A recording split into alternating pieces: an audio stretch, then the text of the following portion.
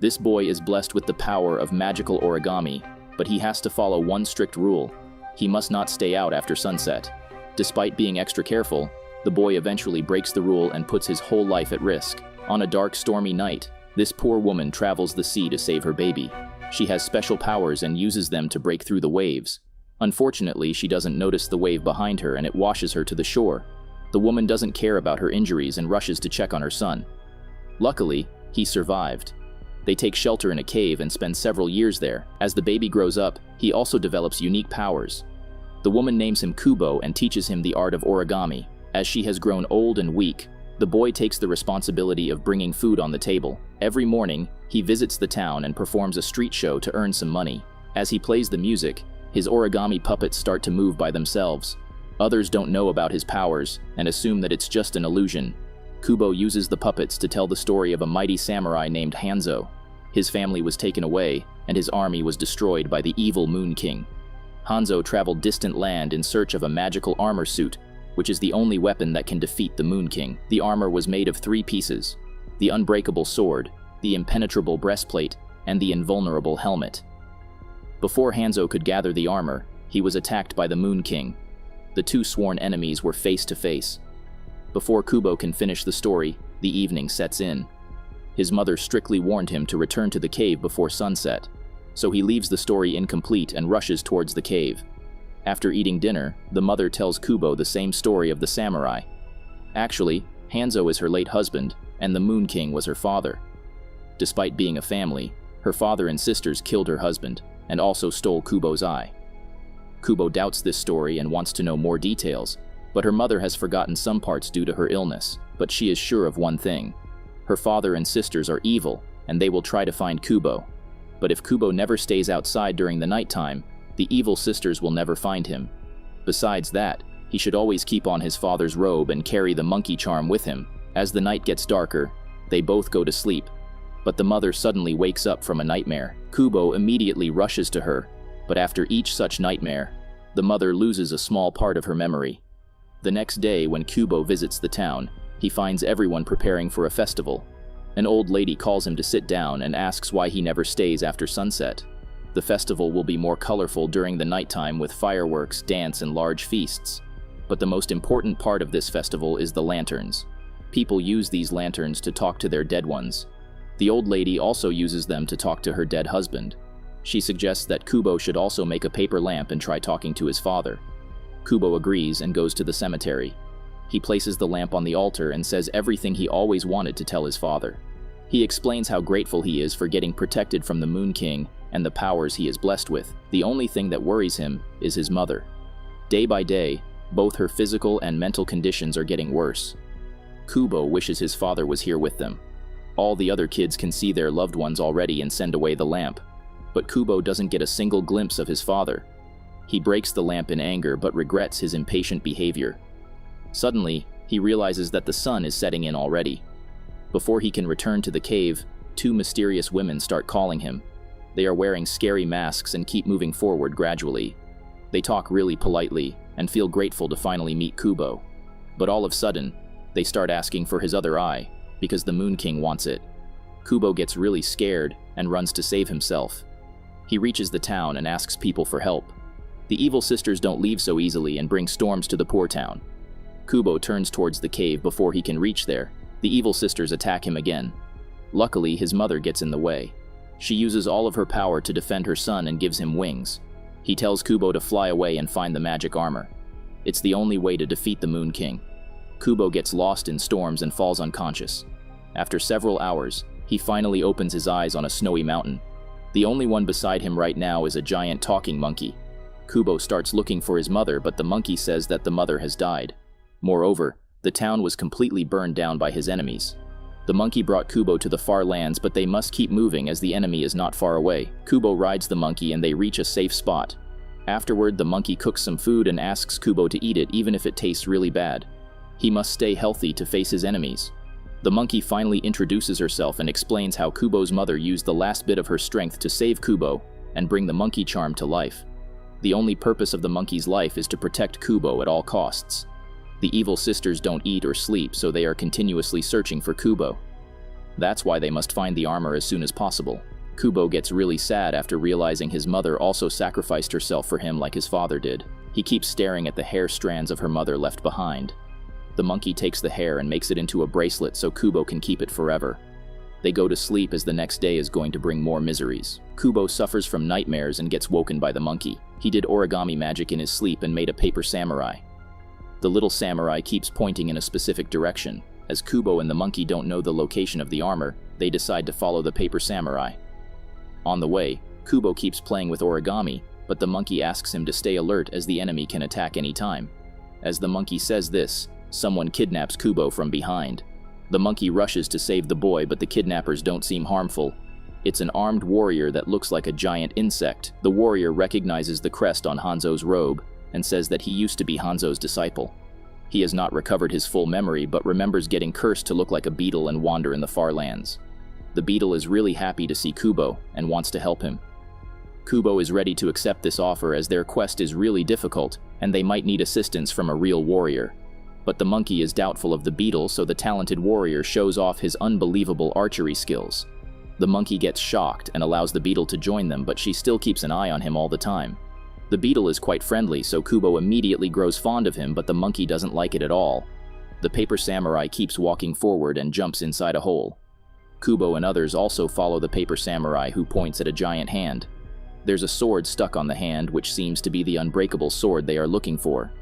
Kubo gets excited to see it, but the monkey asks him to be careful as it can be a trap. However, the beetle isn't afraid of anything and jumps on the giant hand to get the sword. The hand starts moving and gathers with other bones to form a giant skeleton. The beetle tries to use the sword, but it breaks into pieces. It is not the real one they needed. The actual unbreakable sword is stuck on the skeleton's head. Kubo and his two mates check all the swords one by one to find the unbreakable. The skeleton gets angry and attacks Kubo, but the beetle saves him by using his wings. He almost forgot that he can fly. Kubo jumps on the skeleton's head again and pulls out the right sword. As soon as he does that, the skeleton breaks down. Afterward, they continue their journey and reach the long lake. It's not possible to walk around it, so they have to swim through it. The monkey and the beetle start arguing over this matter because they all can't swim through the lake. The beetle asks the monkey to give some space to Kubo and stop being overprotective about him. Kubo is more capable than they think he is. The monkey refuses to believe that because Kubo is still a child, but her opinion changes when she sees what Kubo has made. He used his origami magic on leaves and created a giant ship. After getting on the ship, the beetle teaches Kubo archery, and they catch a lot of fish. After filling their tummies, Kubo starts telling his friends about his life. He never thought he would go on an adventure like this. All he knew was telling stories and looking after his mother. Hearing this, the beetle tells Kubo that he has always been a hero, because living such a miserable life is not easy. As the night sets in, the lake gets hit by wild waves. Kubo must reach the shore as soon as possible. But before that, he has to pull out the impenetrable breastplate from the depth of water. The beetle volunteers for this task because he can hold his breath underwater. Kubo suddenly remembers a story his mother told him about the lake. She used to say that there's a garden of eyes which can look into your soul and reveal your secrets. The beetle doesn't take the warning seriously and jumps in the water. Meanwhile, Kubo and the monkey get attacked by one of the evil sisters. She threatens the monkey with stories of her victory against giant monsters. She never loses except that one time when Kubo's mother betrayed her and married a common guy. The monkey asks Kubo to go after the beetle while she keeps the evil sister distracted. Kubo reaches the deepest part of the lake and finds the impenetrable breastplate. He immediately wears it and turns back towards the ship, but giant eyeballs surround him from all sides. This is the garden of eyes his mother used to talk about. As Kubo sees in the eyes, he starts getting weird flashbacks. Kubo loses his senses and falls towards the monster to get eaten by him. Meanwhile, the beetle jumps back to the ship. The monkey gets worried for Kubo and asks the beetle to go back to find him. Afterward, the monkey continues fighting the evil sister. She keeps saying that everything was fine until Kubo's mother fell in love. She became stupid and weak. The monkey refuses to agree with that because she believes love makes one even stronger than before. Saying this, the monkey attacks back with all her strength and defeats the evil sister. After a while, the beetle brings out Kubo, but he doesn't seem fine. The monkey starts crying and begs the boy to open his eyes. Suddenly, the ship gets rebuilt and Kubo wakes up too. The Garden of Eyes have told him a secret. The monkey is actually the reincarnation of his beloved mother. The monkey confirms this fact and waits for them to reach the shore before sharing the full story. Kubo starts playing the music and the monkey uses origami to present her past life. The Moon King told her daughters that anyone who gets the magical armor will become so powerful that he will disturb the balance of heavens and earth. After killing several noble warriors, the sisters finally reached the Temple of Bones to kill Hanzo. Kubo's mother fought him for hours, but then he whispered something in her ears that changed her whole life. Hanzo said she was his real quest. She had traveled the whole world and seen numerous wonders, but nothing resembles the humanity that she saw in Hanzo's eyes. The warmth in his gaze made her fall in love. While trying to recognize his passion, she found her own. They secretly got married and gave birth to Kubo. But the Moon King learned about it, and his rage at the betrayal shook the heavens and earth. Hanzo and his army sacrificed themselves so Kubo and his mother could escape. The Moon King doesn't hate Kubo. He just wants him to become cold and blind to humanity just like the rest of the family. Kubo doesn't want to be like that, but he has to fight for his freedom. After Kubo goes to sleep, the beetle asks the monkey why she didn't reveal this truth before. The monkey takes a deep breath and confesses that the magic is temporary, and she will disappear soon. She didn't want Kubo to go through the same grief twice. Hearing this, the beetle gets sad, but he promises to take care of Kubo till his last breath. In the middle of night, Kubo starts having weird dreams. He sees an old man playing music just like he does. The old man seems really nice and wants to help Kubo in finding the last piece of the armor. It's hidden inside Hanzo's fortress. Kubo has to follow the sun and reach his birthplace. There he'll find the invulnerable helmet. As soon as Kubo opens his eyes, he wakes up the monkey and the beetle and tells them about his dream. They travel miles and finally reach Hanzo's fortress. It has been abandoned for years and looks nothing like before. There are several drawings that mark the places where the armor pieces can be found. Though Kubo was just a baby, he still remembers the fortress.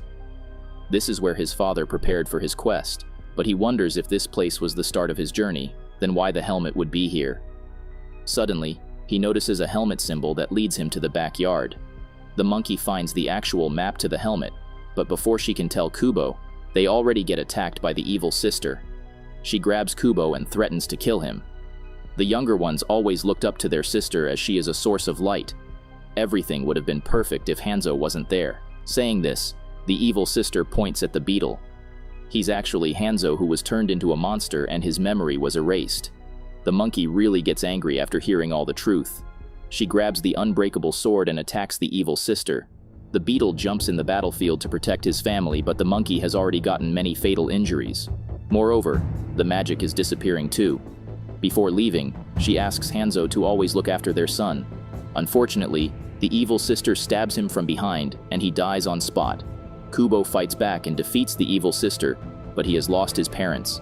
After such a long time, he had finally met both his father and mother, but it ended so soon. Kubo grabs the map and heads towards his next destination. He never realized that the invulnerable helmet was present in the town he lived in. He demolishes a building to get the helmet and finally the armor is completed. Though the town is destroyed, the people are still living there waiting for a miracle. They tell Kubo to leave because the Moon King is coming. Kubo is not afraid anymore and bravely greets his grandfather. The Moon King is happy to finally meet him. He wants to take his other eye as well so Kubo doesn't have to see the suffering and grief of other humans. He will become selfish and join his family in the heavens. Kubo refuses to accept this because his real family has already died. He doesn't want to be an immortal living in the heavens because Kubo believes that every story deserves to have an end, and he will end his story by killing the Moon King.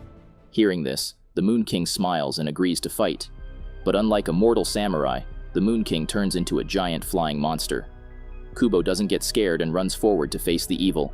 The Moon King easily defeats him and tells Kubo to feel the suffering and pain that humans have to go through. Kubo still doesn't give up and decides to use something more powerful than the magical armor. It's the memories of his family. Kubo repairs his shamisen with his mother's hair, his father's bowstring, and finally a strand of his own hair as well. He looks directly in the eyes of the Moon King and says that he's not leaving the earth despite the horrible things in it, because there's something more beautiful down here which his parents saw and he wants to see it too. Though he has lost his loved ones, they are still in his memories and they are stronger than any magic in the world. Saying this, Kubo plays a beat and welcomes the souls of the dead ones. The citizens also come forward to stand beside Kubo, and they become so strong that the Moon King can't hurt them anymore. He turns back to his human form, but all of his memories have been erased. Kubo decides to create a better memory for his grandfather, and tells him that he's one of the sweetest and kindest old men in this town. The citizens also join the conversation and tell random stories about the kindness of the Moon King. Though they all are lies, it will help him become a better person. Moreover, Kubo will get a family member to live with. Later that night, Kubo places 2 lamps on the altar to meet his parents. He says a warm goodbye to their souls, and finally puts an end to his story.